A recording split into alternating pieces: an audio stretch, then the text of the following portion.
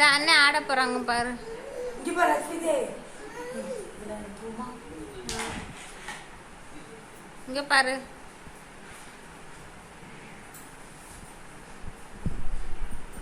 இங்க பாரு அஸ்மிதே, அம்மா பாரு. அம்மா பாரு, அம்மா பாரு.